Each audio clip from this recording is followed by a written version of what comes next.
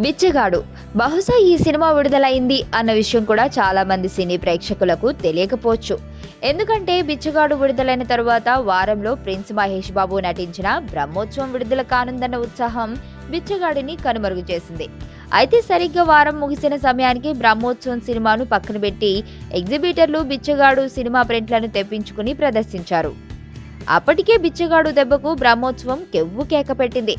అయితే అది బ్రహ్మోత్సవంతోనే ముగిసిందనుకుంటే పొరపాటే.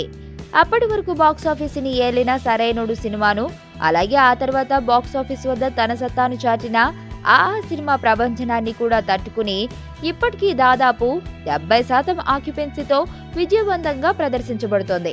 బిచ్చగాడు సినిమాకు ముందు వచ్చిన పెద్ద సినిమాలు, ఆ తర్వాత విడుదలైన అగ్ర చిత్రాలు థియేటర్లను వీడిపోయాయి గాని బిచ్చగాడు మాత్రం కోట్లకు కోట్లు వసూలు చేస్తూ నిర్మాతలకు అసలైన పండుగను రుచి చూపిస్తున్నాడు.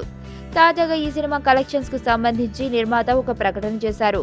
తమ బిచ్చగాడు ఇప్పటి వరకు 25 కోట్లు వసూలు చేసిందని, ఇదే ఒరవడి కొనసాగితే 30 నుండి 35 కోట్ల మధ్య కలెక్షన్స్ ఉండవచ్చని నిర్మాతలు తెలిపారు. ఆంధ్రాలో దాదాపు 11 కోట్లను టచ్ చేస్తుండగా సీడెడ్లో 7 కోట్లు, నైజాంలో 7 కోట్ల వరకు కలెక్ట్ చేసినట్లుగా నిర్మాతలు తెలిపారు. ఒక dubbing cinema star hero Vijay range collections ను కొల్లగొట్టడం సామాన్యమైన విషయం కాదని సినీ పండితులు నోరెళ్లబెడుతున్నారు. బలవంతుడు బలహీనుణ్ణి భయపెట్టి బతకడం ఆనవాయితీ.